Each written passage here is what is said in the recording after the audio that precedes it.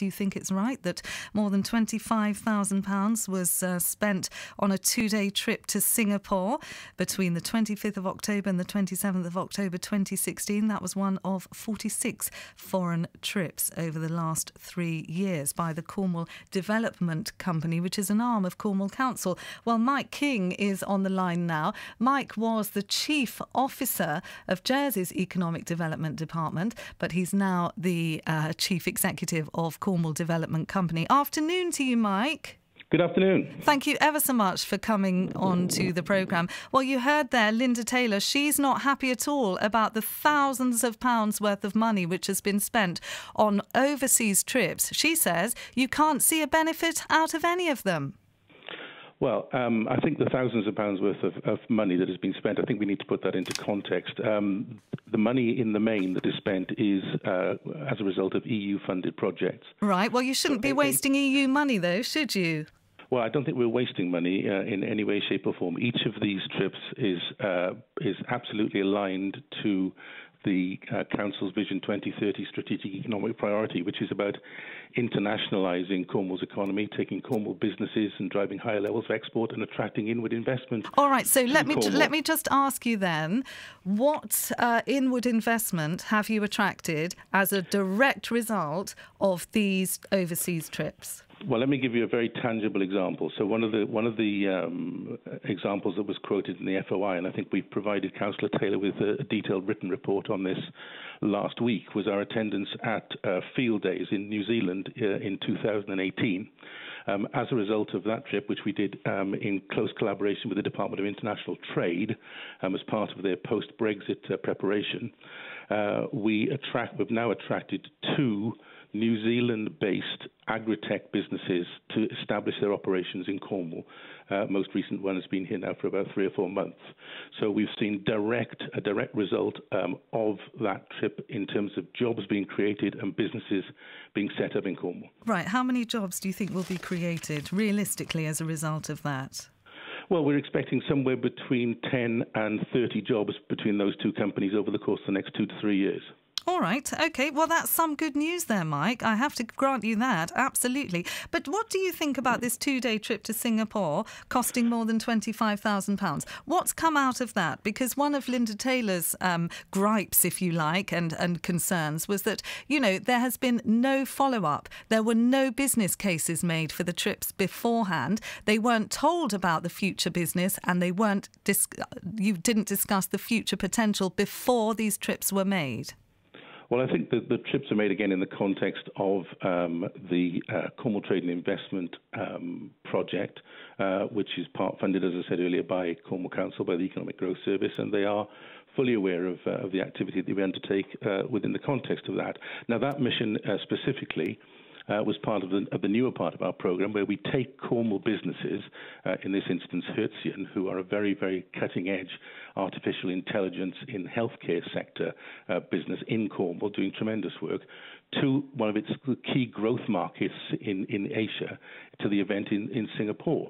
And we take them there because we want to ensure that they have the maximum possible exposure to a growth market, which allows them to write additional business in the future and create additional roles and jobs back in Cornwall. OK, what follow-up do you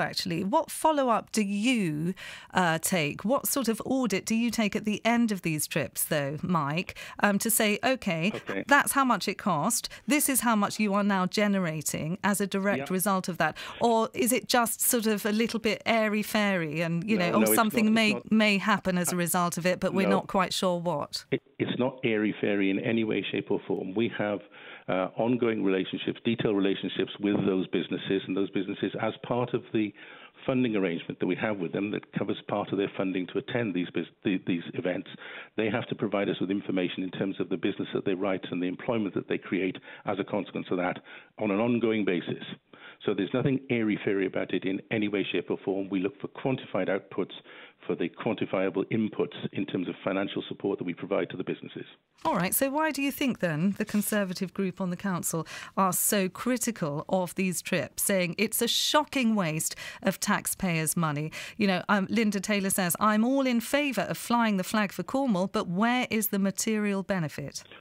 Well, the material benefit, I hope, both in terms of the trip to New Zealand and the trip to Singapore, I've outlined the material and quantifiable benefit of that. All right, what about the other 44 trips, though? That's 2 out of 46. Yeah, well, each of those trips, particularly the ones that have been undertaken by Cornwall Trade and Investment, and covering the aerospace sector, the marine sector, healthcare, the digital sector, all of those have similarly quantified the results of the visits and the trips that we've undertaken. But have they really? Because I was sitting in this seat on Monday and we did a story about renewable energy and the wind farms and the wave hub. Well, what's happened to the wave hub? I mean, I'm looking here. There was a trip to Malta in July 2016 to talk about the marine renewable sector. Well, Absolutely. Nothing very much has happened as a result of that, has it? There was another trip, actually, to Belgium to talk about the marine renewables sector. And that's not true, again, in any way, shape or form. In fact, today at ESAM in Culloden, there is the third meeting of the floating offshore wind working team, which includes Crown Estates, includes Department of International Trade, includes BEIS, includes people from the marine sector here, and investors from outside Cornwall about developing the potential of floating offshore wind off Cornwall's Atlantic seaboard, of which Wave Hub will be a very important part. But not for some time. It appears that we're no nearer forward and no closer to actually realising that dream of being at, a real major player when it comes to the Wave Hub than we were 10 years ago, to be honest, despite the thousands of pounds being paid on these trips. By the way, I'd like to just ask you, Mike, who goes on these trips? Because Linda Taylor was actually saying, why does the leader have to go onto these trips? Why isn't it just the people who are directly concerned in these organisations who go on the trips? Why does it just have to be the portfolio holder, for example? Well, I think in the main, the attendance on the trips is from officers, either of CDC or, in rare cases, from the council and the LEP, and they are the sector experts.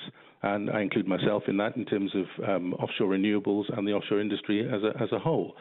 Where it's important, I think, for the leader to attend, and I think you may be referring to a visit that occurred sometime last year to visit Virgin Orbit. That is because one of the key factors in establishing horizontal launch from Cornwall, and the economic potential of that is very evident and very large, is the relationship with Virgin Orbit. And it was wholly appropriate that political representation was part of that trip. It's not unusual for that to happen. I've certainly seen that elsewhere, because it's important to show commitment to a key stakeholder and a key partner in developing that project as we go forward. Right. Who are you accountable to? I'm accountable to both the board of CorServe and the Cornwall Development Company board, to the Economic Growth Service within Cornwall Council, and of course, because we are EU funded, we are accountable to the Ministry of Housing, Communities and Local Government, who I can absolutely assure you audit every single element of what we do on a line-by-line basis in almost forensic detail.